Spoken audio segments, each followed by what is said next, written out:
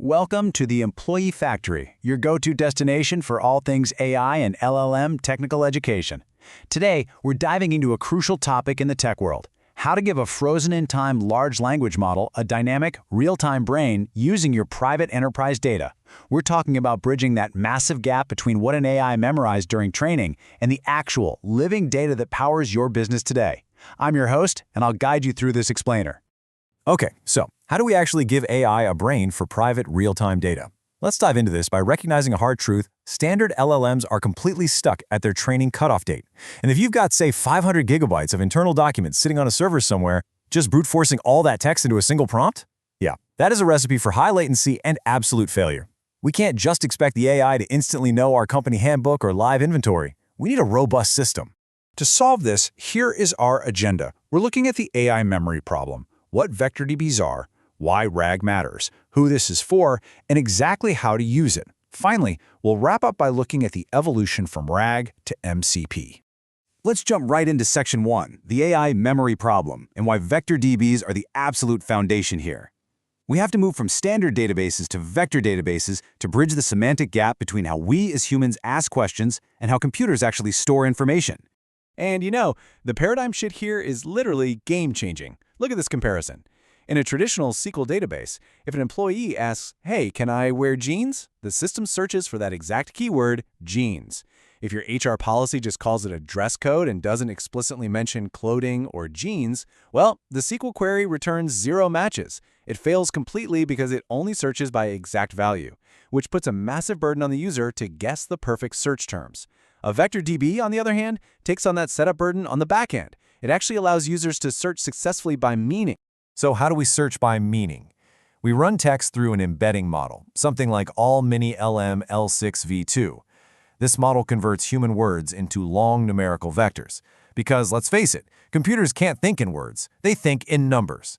And here is where the real magic happens. Words like vacation and holiday might share absolutely no common letters, right? But semantically, they mean the exact same thing. In a vector DB, they are placed in the same numerical space, returning something like an 87% similarity match. Now, what's truly fascinating about this is that these embedding models use hundreds of dimensions. Specifically, we're talking about 384 floating point values for a compact model like the one we just mentioned. It uses all these dimensions to capture incredible nuance. Just like describing a person requires more than just knowing their height, capturing the true meaning of text means one dimension might track the formality, another tracks the topic, and yet another tracks the sentiment. Moving on to Section 2, why it matters, and understanding RAG, retrieval augmented generation. The crucial point here is how we actually use these multi-dimensional embeddings to empower our LLMs.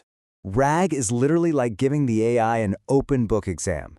Imagine taking a test where you don't have to perfectly memorize every single fact, but you have a stack of reference books right there on your desk. Before answering a question, the AI searches your vector DB for the exact right notes, retrieves them, and grounds its generated response in reality. It does all of this dynamically, without needing you to run expensive and complex fine-tuning on the model itself. It's a total lifesaver. Now, some folks mistakenly claim that massive million-token context windows kill the need for RAG entirely. They say, just stuff everything in the prompt, right? Wrong. Absolutely wrong. Simply burying the AI in irrelevant context severely degrades accuracy. Research actually shows models lose precision when the right signal is just buried in a sea of noise. Plus, processing massive context on every single query, that costs an absolute fortune and completely destroys your system's response latency. RAG gives you the perfect balance of speed, cost efficiency, and accuracy. Section 3. Who is this for? Let's talk about the enterprise reality. We need to see who actually relies on this architecture in the real world and how enterprise data strategies are fundamentally shifting. As Microsoft's Shirish Thota points out, we make sure that all of our databases have vector indexing built right into them, instead of treating it as some separate add-on. Vector indexing is no longer just a bespoke tool or a passing startup fad. It's a native, essential feature for developers and engineers who are transforming static, locked-away storage into active intelligence. Your database isn't just a place to park data anymore, it's the actual wealth of intelligence that your AI pulls from. Okay, Section 4. How to use it and mapping out the RAG pipeline. So how do you actually build this pipeline for something massive? like a 500 gigabyte company employee handbook. Let's break down the mechanics. The workflow happens in 4 distinct steps. First, ingestion and chunking. You safely chop up your documents. Second, embedding generation, where you run those chunks through a model to create your vectors. Third, retrieval and scoring.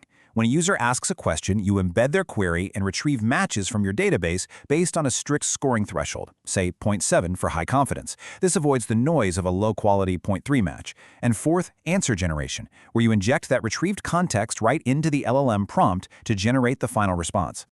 A critical make-or-break step right at the beginning of that pipeline is chunk overlap. You might set a chunk size of 500 tokens, but you need something like a 100-token overlap. This is vital, because if you carelessly chop a text in half across chunks without overlap, the meaning is permanently lost. Never split in the middle of words or ideas. Imagine splitting the word vacation right down the middle. The semantic coherence completely vanishes. You have to preserve those boundaries so the context seamlessly spills over from one chunk to the next. Once you nail those basics, you can scale to incredibly advanced patterns, because RAG isn't just a single trick, it's an evolving architecture. You have branch RAG for breaking down complex questions in parallel. Adaptive RAG uses a routing layer to decide if it even needs to search at all. Corrective RAG actually evaluates its own retrieved documents, falling back to a web search if the scores are too low. And here's where we see an interesting debate pop up: vector DBs versus graph DBs.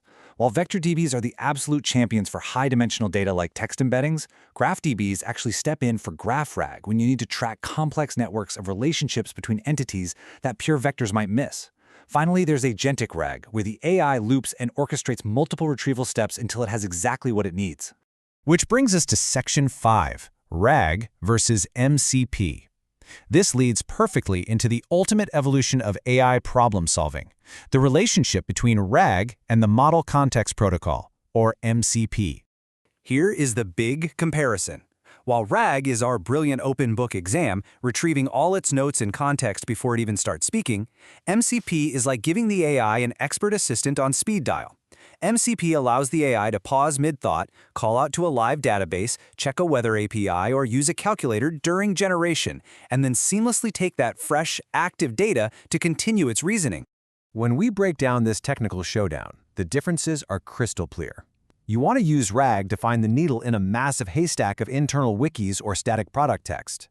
But you want to use MCP when your AI needs to actively query live tools or APIs, like checking real-time inventory or booking a flight. RAG is passive retrieval, happening in one shot beforehand.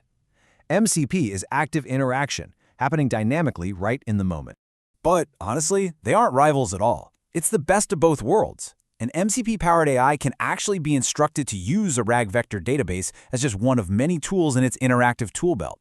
Think of MCP as the operating system for the AI's tools, and that super-fast librarian managing your vector DB, that's just another expert the AI can choose to call when it needs deep, semantic document research.